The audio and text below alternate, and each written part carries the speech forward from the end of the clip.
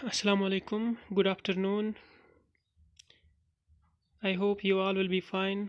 और जहाँ तक बात है, हम पब्लिक एडमिनिस्ट्रेशन की थेरीज़ आजकल स्टडी कर रहे हैं। तो आज जो थेरी हमने डिस्कस करनी है that is human relations theory. Human relations theory वो है जो 1930 के दौरान वजूद में आ गई, और ये वजूद में जो ही आ गई तो इसको कंसिडर किया गया ये क्लासिकल थेरीज़ के ख़िलाफ़ एक रिएक्शन थी या उनका क्रिटिकल फेलियर था, जिसकी वजह से ये थेरी वजूद में आ गई। क्यों उनका एक क्रिटिकल फेलियर था या क्यों ये उनके अगेंस्ट रिएक्शन थी? क्योंकि वो जो क्लासिकल थेरीज थी उन्होंने स्ट्रेस किया था फॉर्मल ऑर्गेनाइजेशनल स्ट्रक्चर पे, या उन्होंने स्टडी किया था मैकेनिस्टिक व्यू ऑफ ऑर्गेनाइजेशन। और उन थेरीज ने कोई भी फोकस, कोई भी स्ट्रेस या कोई भी एम्फेसिस या इम्पोर्टेंस नहीं दी थी वर्किंग एनवायरनमेंट को, नहीं उन्होंने वर्कमैन को ज़्यादा इम्पोर्टेंस दी थी एक ऑर्गेनाइजेशन में। So here it came into existence in 1930s as a reaction to classical theories, as classical theorists ने स्ट्रेस किया था formal structure of organisation and mechanistic view, और उन्होंने नज़रअंदाज किया था जो ह्यूमन एलिमेंट इन्वॉल्व होता है ऑर्गेनाइजेशन में, उसको उन्होंने नज़रअंदाज किया था। और एक क्रिटिकल फेलियर था क्लासिकल थियोरीज का, जिसकी वजह से वजूद में आ गई ह्यूमन रिलेशंस थ्योरी और ह्यूमन रिलेशंस अप्रोच। जहाँ तक ह्यूमन रिलेशंस थ्योरी है, इसके भी बहुत सारे नाम हैं। इसको हम जान सकते हैं as a humanistic theory, socio economic theory और नियो क्लासिकल थ्योरी। और जहाँ तक क्लासिकल थ्योरीज ने स्ट्रेस किया था फॉर्मल ऑर्गेनाइजेशनल स्ट्रक्चर पे, तो वहीं पर जो ह्यूमन रिलेशंस थ्योरी है it laid stress on informal organisation. The main exponent of human relations theory जो है वो एल्टन मायो है। वो एक अमेरिकन सोशोलॉजिस्ट था and he is known as the father of human relations theory. जहाँ तक एल्टन मायो के कंट्रीब्यूशन की बात है, उसने सबसे पहले जो फोकस किया, ही concentrated on study of workers behaviour. उन्होंने वर्कर्स का एक ऑर्गेनाइजेशन में बिहेवियर स्टडी किया जो बाकी थेरीज ने नहीं किया था। बिहेवियर के साथ साथ इन्होंने ये भी देखा प्रोडक्शन कैपेसिटी क्या होती है जब इनको डिफरेंट कंडीशंस प्रोवाइड की जाती है वर्कर्स को, तो प्रोडक्शन जो आउटपुट रहता है वो क्या रहता है। तो वर्कर्स बिहेवियर को इन्होंने देखा, प्रोडक्शन आउटपुट या कैपेसिटी को इन्होंने देखा, लेकिन इस सब को इन्होंने इन आइसोलेशन नहीं देखा, बल्कि इन्होंने इन टेक इनटू कंसिडरेशन क्या किया, इन्होंने इकोलॉजिकल सिस्टम भी वहाँ स्टडी किया। मतलब एक ऑर्गेनाइजेशन का working environment, socio cultural, socio physical, psychological aspects, economic aspects भी इन्होंने स्टडी किए along with workers behaviour and production capacity. और जब एल्टन मायो ने कंसंट्रेट किया, स्टडी किया workers behaviour, production capacity by taking into consideration socio economic, political, cultural and physical aspects, तो इस अप्रोच, इस मेथड को नाम दिया गया क्लिनिकल मेथड। तो clinical method was used by Elton Mayo जब उन्होंने स्टडी किया वर्कर्स बिहेवियर को, वर्कर्स बिहेवियर के साथ साथ प्रोडक्शन आउटपुट क्या रहता है, और इस सब के साथ उन्होंने एनवायरमेंटल फैक्टर्स को भी कंसिडर किया था स्टडी में। That is his clinical method. उसके बाद एल्टन मायो ने फर्स्ट रिसर्च प्रोग्राम अंडरटेक किया 1923 में, 1923। एक टेक्सटाइल मिल हुआ करती थी फिलाडेल्फिया में, और जिसका नाम इन्होंने दिया द फर्स्ट इंक्वायरी। तो पहला रिसर्च प्रोग्राम उन्होंने स्टार्ट किया था 1923 में एक टेक्सटाइल मिल में फिलाडेल्फिया के मकाम पर, और उसको नाम दिया इन्होंने द फर्स्ट इंक्वायरी। और जहाँ तक कंट्रीब्यूशन ऑफ एल्टन मायो, उसकी जो किताबें हैं फेमस किताबें, वो कौन सी है? Human Problems of an Industrial Civilization 1933, Human Problems, so it is H.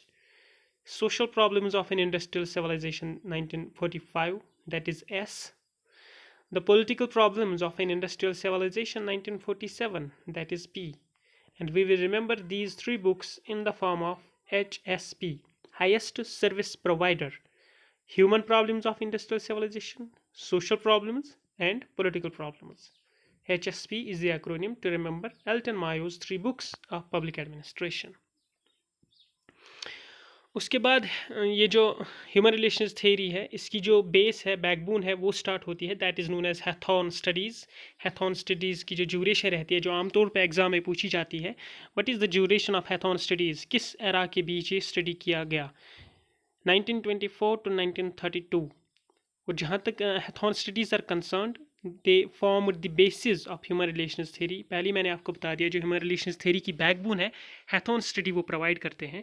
और ये हैथॉन स्टडीज़ कहाँ कंडक्ट की गई। These were conducted in western electric company, एक इलेक्ट्रिक कंपनी हुआ करती थी हैथॉन में। हैथॉन एक सिटी है चिकागो में, चिकागो यूनाइटेड स्टेट्स की एक स्टेट है, वहाँ पर ये कंडक्ट किया गया Hawthorne studies. Harvard Business School ने ये कंडक्ट करा है under the leadership of Elton Mayo. और जहाँ तक हैथॉन स्टडीज़ की बात है, इसके 4 फेजेस हुए, इसके 4 फेजेस थे। There were 4 phases in Hawthorne studies from 1924 to 1932।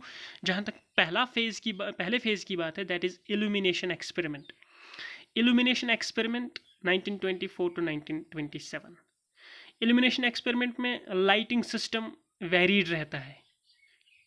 Lighting system जो वेरीड रहता है, उसमें देखा जाता है, जो लाइटिंग सिस्टम को वेरी किया जाता है डिफरेंट लेवल्स पे, उसको देखा जाता है कि इसका क्या इफेक्ट असरअंदाजी होती है कि नहीं होती है एक वर्कर के कंट्रीब्यूशन पे, एक वर्कर की प्रोडक्टिविटी पे। उसके बाद जो दूसरा फेज इसमें आता है, that is relay assembly test room experiment. Relay assembly test room experiment 1927 में कंडक्ट किया जाता है।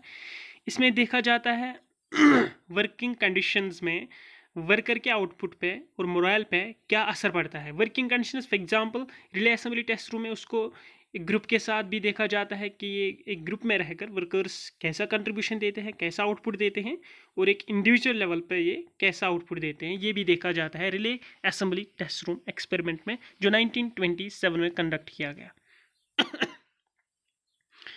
उसके बाद जो तीसरा फेज़ आता है वो 1928 से लेके 1931 तक आता है, that is known as mass interviewing programme.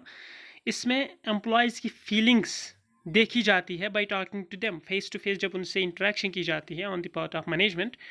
तो मास इंटरव्यूइंग प्रोग्राम में उनके फीलिंग्स, इमोशंस देखे जाते हैं, and this mass interviewing programme is also known as ventilation therapy, और it took place from 1928 to 1931।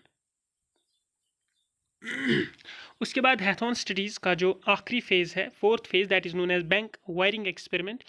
जो बैंक वायरिंग एक्सपेरिमेंट है, it took place from 1931 to 1932। इसमें ये देखा गया है कि जो नॉर्म्स होते हैं, जो प्रिंसिपल्स होते थे, जो मेंबर्स को कंट्रोल करते थे, उनके आउटपुट को कंट्रोल करते थे, to understand how the norms that control each members output, ये समझ जाना था इसमें कि ये जो रूल्स रेगुलेशंस होते थे, ये जो कंट्रोल करते थे एक मेंबर के आउटपुट को, were established by the workers social group. Workers social group इन पे किस हिसाब से चलते हैं, वो इसको किस हद तक एक्सेप्ट करते हैं। To understand how the norms that control each members output were established, वो नॉर्म्स जो हर एक मेंबर के आउटपुट को कंट्रोल करते हैं, इनको कैसे ये वर्कर्स का जो इनफॉर्मल ग्रुप होता था, ये इनको कैसे अपने ऊपर हावी होने देते हैं, कैसे इसको अडॉप्ट करते हैं। तो ये बैंक वायरिंग एक्सपेरिमेंट में 1932 और 31 से लेके 32 तक किया गया। और ये जो चारों फेजेस है, ये चारों के चारों फेजेस एक्सप्लेन किए गए हैं। 1939 में एक बुक आई थी, management and the worker. Management and the worker is a famous book by Roethlisberger and Dickson. Roethlisberger और डिकिंसन की ये मशहूर किताब 1939 में आई, और हैथॉन स्टडीज़ की ये चारों फेजेस इस बुक में मेंशन है। Then it is the conclusion of human relations theory. इन फेजेस को देख के फिर कंक्लूजन क्या निकल के आता है, socio psychological factors at work place determine the employees moral and output rather than physical conditions of work. Physical conditions of work आपने ये नहीं देखना है कितनी ड्यूरेशन आपने काम करना है, या काम भारी है या लाइट है, बट मैटर क्या करता है, socio cultural, physical, political, economic, psychological factors कैसे हैं वर्क प्लेस में।